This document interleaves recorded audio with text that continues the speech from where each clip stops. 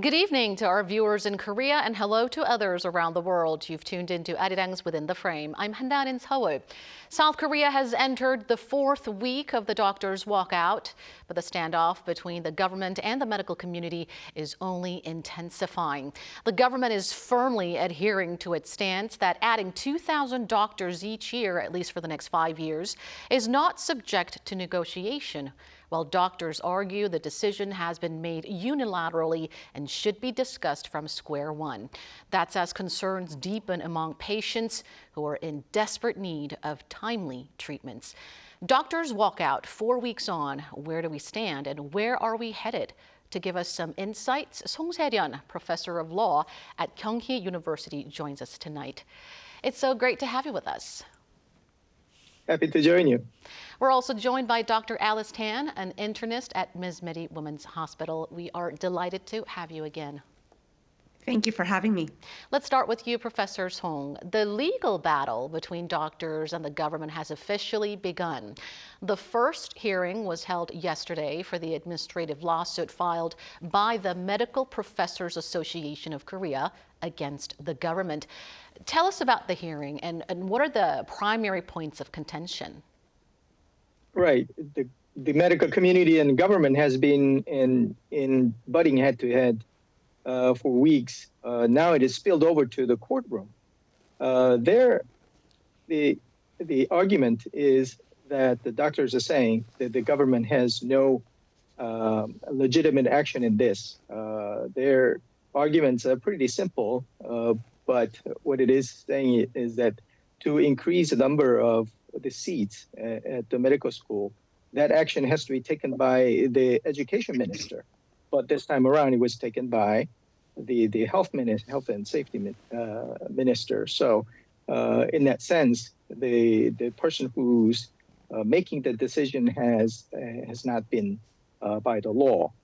The other argument they are making is that because there are stakeholders, there has to be a discussion among the stakeholders, and that due process aspect of it has not been fulfilled. So those are the arguments. Well, those are not the strongest arguments that they have, but I think that the point is to bring the government to the court to look at it from the legal standpoint. I think that this belongs to, as any other policy discussion would have it, in the arena of political discussions and also public hearings and so on and so forth. But it seems like they're this time around, because of the general election coming up, there is a aspect of the turf fight aspect of it, and also strong arm tactic ahead of the general elections. The Medical Professors Association of Korea, so it's saying that the government's unilateral push to expand medical school quota is illegal, and the health minister does not have the authority to make the decision. It looks like the government is arguing that the subject of the expansion is medical schools and not medical professors. And so a lawsuit filed by medical professors does not constitute the case. And for our listeners' information, speaking of medical schools, according to the government's recent survey, 40 medical schools across Korea, they're actually asking for an expansion at a scale larger than what the government proposed. They're asking for an expansion of more than 3,000. So we'll also have to see if this will also be considered by the court. Now to you, Dr. Tan, while the standoff intensifies, medical service disruptions continue across Korea. Reports show that surgeries have been slashed in half at major large-scale hospitals compared to a month ago, while the number of hospitalized patients also dropped by 40%. 4 weeks into the doctors' walkout, how do you assess the current situation? Right. So unfortunately, the situation is not any better than when we first started. Actually, the two sides seem to be entrenched, maybe even deeper, and the impasse of communication has not really reached any breakthroughs. Despite this, and despite this sort of dark framing of the issue. The reality, though, is that in terms of patient care outcomes and the availability of patient care, not at university hospitals, but perhaps at community-based general hospitals, the healthcare capacity in these facilities is actually more than enough right now to absorb the patients who are being deferred or who are being shunted from these university hospitals to other facilities. So I think this is an issue that isn't being highlighted as much. There really is no healthcare crisis right now. In terms of delays, definitely there are delays in elective procedures and surgeries at these university level hospitals. But for the most part, patients are receiving the care that they need, perhaps not in the place of their first choice, but they are able to access other hospitals and medical institutions that can take care of them. For example, at the hospital where I work currently, we are a 100-bed community general hospital in the Gangseol region, which is the second most populated section of Seoul. And our, excuse me, inpatient hospital occupancy right now is 47%, which is only about 20% higher than the same time last year. So we have ample hospital beds for patients. If a patient were to call for an appointment, they would be able to get in probably within a week, maybe even the same day. That includes pediatric services as well. So we're not seeing an overflow of patients, and I think the majority of patients are being able to get the care that they need. And there has not been any documentation really of an adverse outcome directly related to the current situation. Well, I did wanted to ask you if, because we hear the word medical chaos, the term medical chaos a lot, and I wanted to ask doctors if that really is the appropriate term to describe the current situation. But you mentioned that patients are getting enough sufficient care, especially at smaller college medical centers and medical hospitals. So that's some relief on the horizon. Now to you, Professor Song. The government, meanwhile, is putting greater pressure on the medical community, forging ahead with a police probe into the Korea Medical Association. 3 incumbent and former officials of the KMA, including Chief of the Association's Emergency Committee, Kim Tae-gu, were grilled this week for hours over allegations that they instigated the mass walkout. How would the investigation pan out? Right. Just before that, just to comment on the situation, I think that the government's position should be taken a little bit more seriously, to the point where right now in Seoul area, the patient care probably have no big losses. But the government is saying that we are aging society. We have gone through the MERS and also COVID situation. So a medical field needs a reform in a way that the doctors are allocated in the remote areas, not just in Seoul area. But of course, you can argue about whether it is a good solution just to increase the number. But there are some policy disputes and also the dialogues to be had. Now, the police investigation, this worries me a little, because the police is under the Ministry of the Interior and Safety. And if the grilling of these doctors are seen as an extension of the strong arm tactic of the government, and now we have a problem where the police is not investigating for the purpose of getting to the truth, but to further the policy objectives of the government. So I hope that that's not the case. And I think that the police action should be independent as much as possible to look at what the situation, whether there is a illegality of it or not.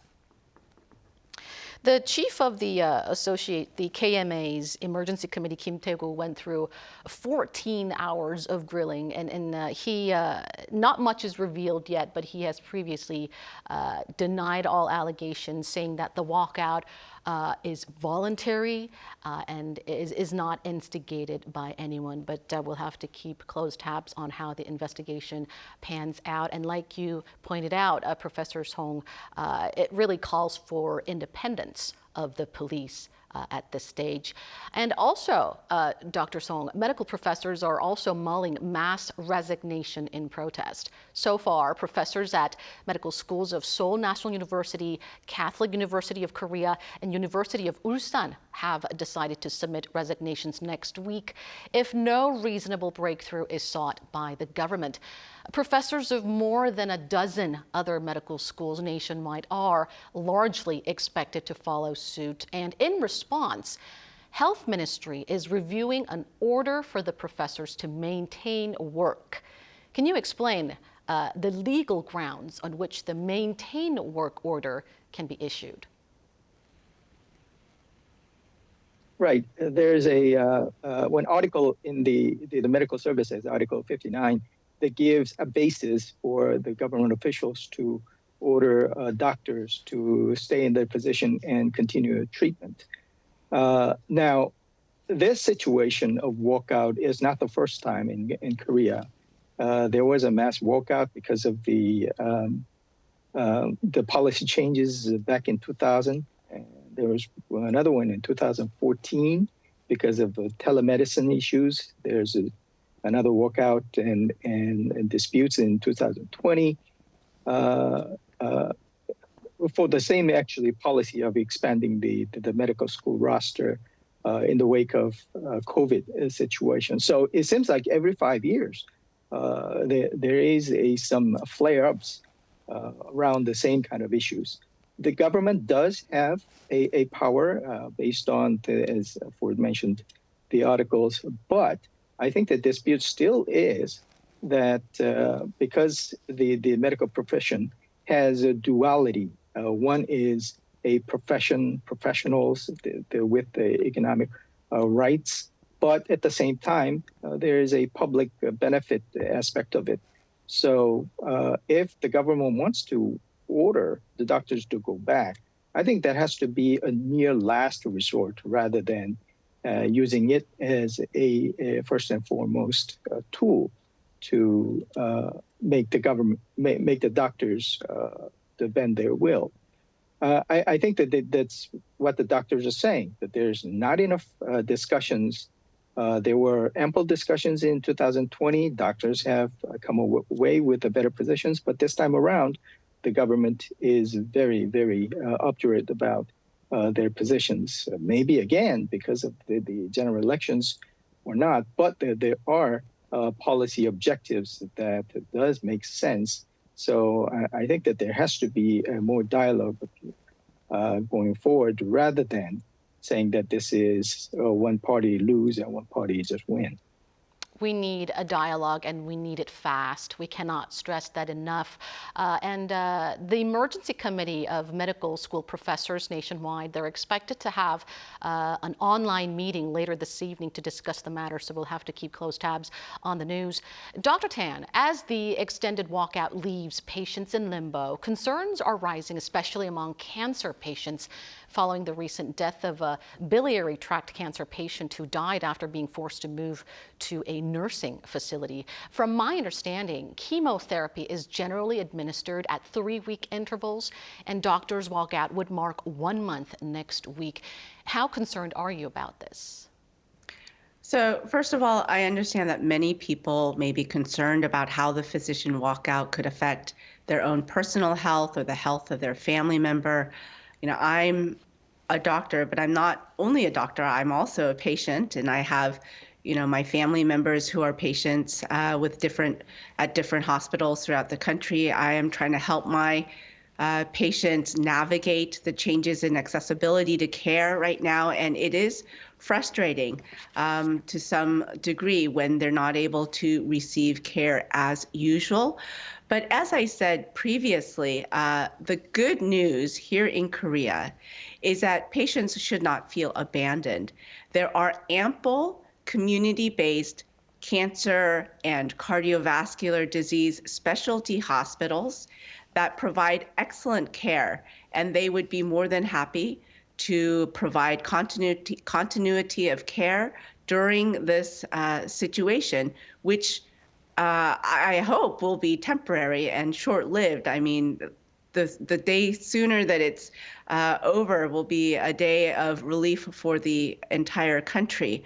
But I would like to point out that perhaps this is showing us that maybe this is how, to some degree, care should be delivered. In other words, we have the situation now where patients are traveling miles, they're taking planes, trains to go from the provincial regions up to Seoul for their medical care, when in fact they may not necessarily need to. Perhaps if you have a rare or a difficult to treat medical condition, you should be seen at a university level hospital. But subsequent cycles of, say, chemotherapy or radiation therapy, these should all be able to be carried out at community, regional healthcare centers. And so I think this entire issue is perhaps making us consider that what we think is a problem is actually a solution to a situation that was not tenable to begin with. The other issue in your question that I want to bring up is, I think especially the media, we need to be careful about how we are framing outcomes of patients in this situation right now. You mentioned the death of a biliary tract cancer patient who was transferred from presumably a university level hospital to a nursing home. Biliary tract cancer has the lowest survival rate of all cancers. The 5-year relative year survival of biliary tract cancer is only 2%. And so in the most likelihood, the patient didn't die because of the transfer, they died because of the abysmally poor prognosis of their cancer. And so I think this speaks to sort of how the issue is being framed, not just in the media, but in the country as a whole. There are definite problems in Korea's healthcare system that need to be reformed. The reform needs to be a multilateral, collaborative process.